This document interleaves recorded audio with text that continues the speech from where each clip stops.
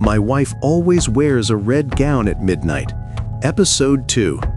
She had always denied owning a red gown, yet there she stood, wearing it again. And not just her, 2 identical women beside her, their eyes burning like fire in the dim light of our home. "Where is the red gown?" one of them demanded. Her voice was sharp, slicing through the silence like a blade. I swallowed hard. 3 women standing in my own house, interrogating me.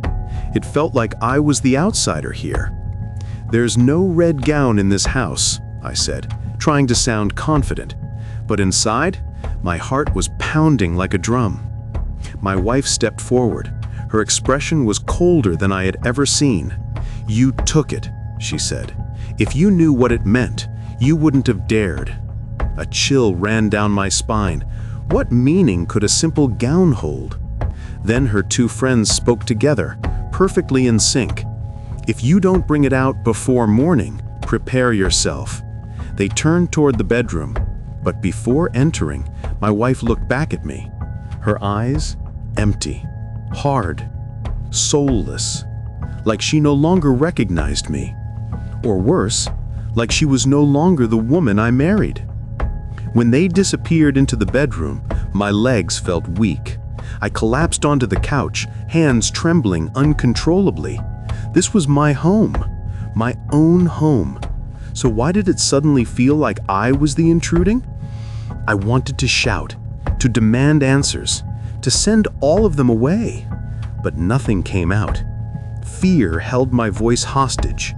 And then the cruelest thought came. Maybe I should send her away. Maybe peace of mind is worth more than marriage. But she was carrying my child. How do I send her out now? And what if giving them the gown was worse? I buried my face in my hands and whispered, "God, what have I gotten myself into?" I stepped outside quietly, phone in hand. The cold night breeze touched my skin, but it still wasn't as chilling as the fear within me. I dialed the number of an old friend, an elder in his 60s, a man who had seen life, pain, and things people rarely speak of. He didn't answer the first time, or the second. Finally, his tired voice came through. "It's late. What's the matter, my son?" "Sir, forgive me," I whispered. "It's about my wife." "What happened?" So I told him everything. The red gown, the midnight transformations, the friends who appeared from nowhere, their warning. As I spoke, the elder sighed deeply. "You must be very careful," he said. "I once faced something similar with my late wife." My heart tightened. There is only one way to end this and have peace. But before I tell you, are you alone? Is anyone listening? The way he asked, it felt like he was about to reveal something terrible. Slowly, I turned around to check, and then I froze. My wife stood by the window. Beside her were the 2 identical friends, all 3 staring straight at me, silent, unblinking, expressionless, as though they had listened to every word I said. "Hello, hello, are you there?" the elder called through the phone, but I couldn't respond. My lips parted, but no sound escaped. I was speechless. As I stood frozen at the window, I watched the impossible unfold. The red gown I had hidden under the bed now draped over her shoulders. She and the 2 women began to laugh, a slow, hollow sound that echoed through the room and crawled under my skin. For a moment, I forgot I was even on the call. Had I listened to the elder? Had I imagined everything? The laughter kept coming, each note a blade, and I felt smaller and more alone than ever.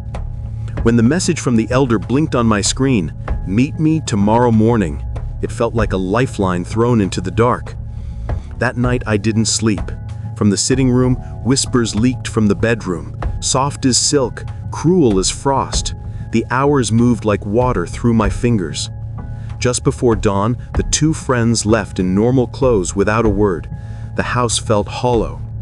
When daylight finally came, she returned, smiling, warm, ordinary. She called me pet names, played as if nothing had happened. But I had seen too much. I erupted. "What is that red gown about? Tell me the truth." She looked at me, pity in her eyes. "Honey, please, don't talk about that. Just leave it." Her calmness was worse than anger. I left, driven by panic and a desperate need for answers. At the elder's house, I expected answers, comfort, direction. Instead, I froze. The two women were there, sitting politely as if they belonged. "I thought you could help me," I blurted, voice thin with betrayal. They rose, said brief goodbyes, and as they passed me, one whispered, chilling and close, "Do the right thing." The elder insisted they were former students dropping by. His words felt sincere, but his next instruction was stranger still. "If you truly want peace," he said, leaning in, "buy her more red gowns. At midnight, pretend to sleep and watch."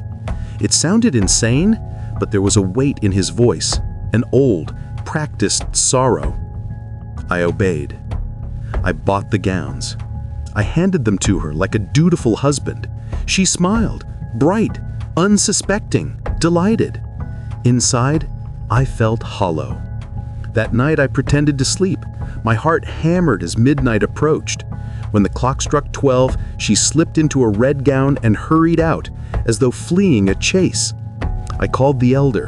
He answered as if waiting. "Follow her quietly. See for yourself," he whispered. I opened the door and crept silently toward the sound, a faint chorus of whispers coming from the kitchen. Each step sounded enormous. I pushed the kitchen door open and froze. What I saw made my breath catch and my whole world tilt. I couldn't speak. The scene before me was not something my mind had prepared for. Moral lessons. Sometimes the search for truth forces you deeper into danger. Desperation can make ordinary choices feel impossible. Counsel is valuable, but follow it with caution. Not every helpful seeming solution is free of cost. Not all truths are ready to be faced. Some come with consequences. Silence in a home can be more dangerous than shouting. When fear enters marriage, love becomes blind and vulnerable. Always trust your instincts. Your spirit notices danger before your eyes. Why do you think the elder told him to buy more red gowns? Do you trust the elder's advice? Why or why not? If you were the husband, would you follow her or confront her openly? What do you imagine the husband saw in the kitchen?